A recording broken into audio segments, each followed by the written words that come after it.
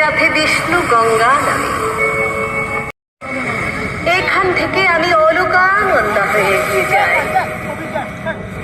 নন্দপ্রয়াগে এসে আমার সাথে যুক্ত হয় নন্দাকিনী। কর্ণপ্রয়াগে এসে আমার সাথে মিশে যায় পিন্দার নদী। তবে অলকানন্দা হয়ে এখানেই থেমে থাকিনি আমি। কেদারনাথে এসে। হ্যালো বন্ধুরা, কেমন আছো তোমরা সবাই? আমি ভালো আছি, আশা করি তোমরাও সবাই ভালো এবং সুস্থ আছো। দুর্গাপুজো বলে কথা, ভালো তো থাকতেই হবে। একটা জিনিস তোমাদেরকে দেখাই, তেল পাম্পের পরে দেখো মণ্ডপটা, এটা হচ্ছে দুর্গাপূজা।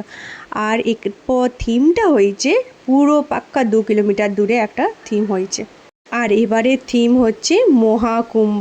অরিজিনালি কুম্ভ মেলা তো আমি যাইনি, তো নকল কুম্ভ মেলাতে গিয়ে একটু পুণ্য সঞ্চয় করলাম। আর কুম্ভ মেলাতে প্রত্যেকটা কারুকার্য এত সূক্ষ্ম আর নিখুঁত করেছে, আর লাইটিং তার উপরে।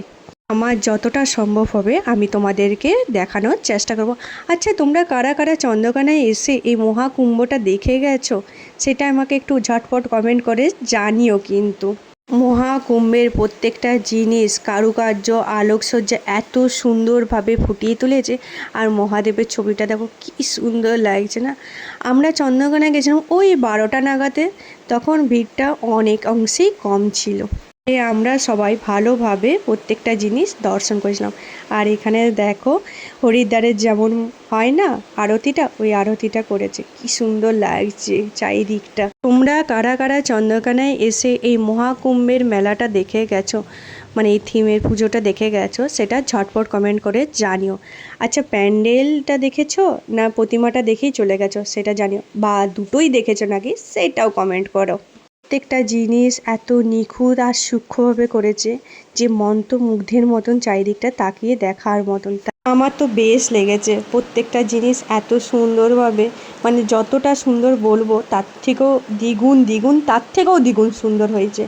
আর গঙ্গাটা ময়লা করার জন্য দেখো জিনিসপত্র একটু ফেলেছে যাতে এটা ময়লা থাকে, কারণ মা গঙ্গার সব ময়লা খারাপ জিনিস পরিষ্কার করে শুদ্ধিকরণ করে দেয়।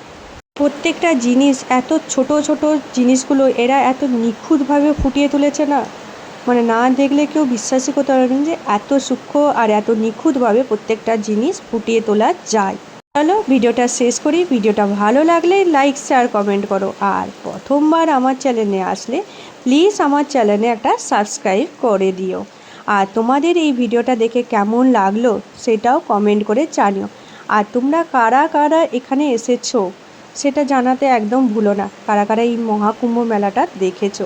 তারা অরিজিনাল মহাকুম্ভ মেলায় যেতে পারোনি, তারা একবার অন্তত এখানে এসে দেখে যেও, সত্যি মন চোখ দুই জুড়িয়ে যাবে।